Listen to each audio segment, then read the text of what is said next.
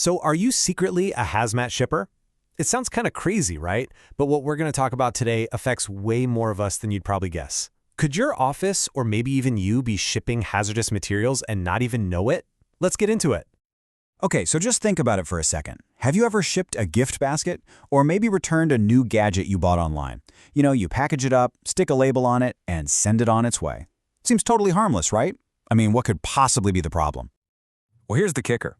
Depending on what was actually in that box, you might have been, legally speaking, a hazardous materials shipper. And if you didn't follow the rules, well, that can lead to some pretty hefty fines, or even worse, a really dangerous accident. So the most important thing here is figuring out what really counts as hazmat. All right, so first up, let's talk about the obvious versus the overlooked. We've got to redefine what we even mean by hazardous materials, because trust me, it's not just the big, scary stuff you see in movies with skull and crossbones on it. Yeah, check this out.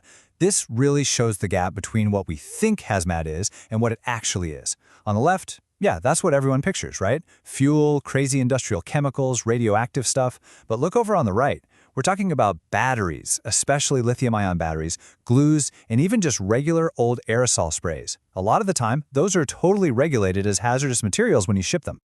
And here's why that is. The official definition is super broad. It's basically any substance that could pose an unreasonable risk to health, safety, and property while it's being transported. So think about it. The pressure and temperature changes inside a cargo plane can make a totally innocent-looking aerosol can burst, or cause a battery to just catch fire. All of a sudden, it's a huge danger. So now let's get into the fun part. Hazmat hiding in plain sight. Let's pull back the curtain and look at some of these everyday items that are actually regulated. Okay, let's start with the workplace. You probably see this stuff get shipped out all the time. That piece of equipment you're sending out for repair? Well, if it has a backup battery, boom, that's hazmat. A simple first aid kit? If it has aerosols or alcohol wipes inside, yep, those can fall under the rules. We're even talking about stuff you'd never think twice about, like paint markers or really strong magnets. They can be regulated too. And it's not just at work. This stuff is all over our houses and offices. That nice gift basket you sent with perfume in it?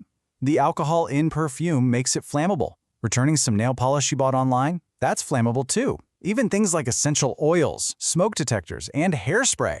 They're all on the list. All of a sudden, shipping something seems a lot more complicated, doesn't it? So, you might be wondering, why are there so many different rules? Well, it all comes down to safety, and the risks are completely different depending on how something is getting shipped, whether it's by ground, air, or sea. Yeah, it's not just one set of rules for everything. For ground shipping here in the US, you've got the Department of Transportation, or DOT. But the second that package goes on a plane or a boat, especially internationally, the rule book changes completely. You've got IATA, which has super strict rules for air travel, and then the IMDG code, which covers everything going by sea. And they each have their own way of doing things because, well, the risks are just so different.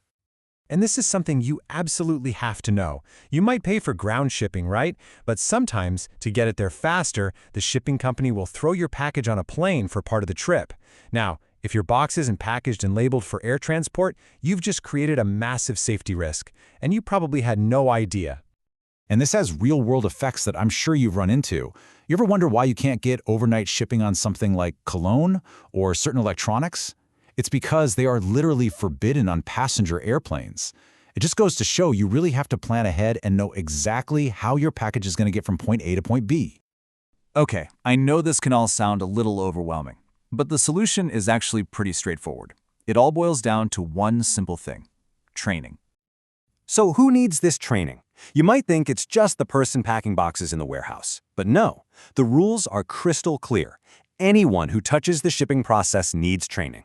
That means the person who packages it, the admin who fills out the paperwork, the person who loads it on the truck, the supervisor, and especially the person who signs off on the shipping documents. They're the ones certifying that everything is done right. It's truly a team effort. So let's just break this down into 4 easy steps you can take to make sure you're shipping safely. Number 1, identify your materials. You got to know what you're sending. Number 2, know your shipping method. Is it going by ground, air, or sea? Number 3, get your team trained. Make sure the right people have the right knowledge. And number 4, document everything. Keep records of that training. Those 4 things are your roadmap to shipping safely and, legally. And that really brings us back to our big question. The next time you're about to ship a package, just pause for a second and ask yourself, what's really in this box? Is it just regular stuff, or are you secretly a hazmat shipper? Because knowing the answer to that question is what keeps all of us safe.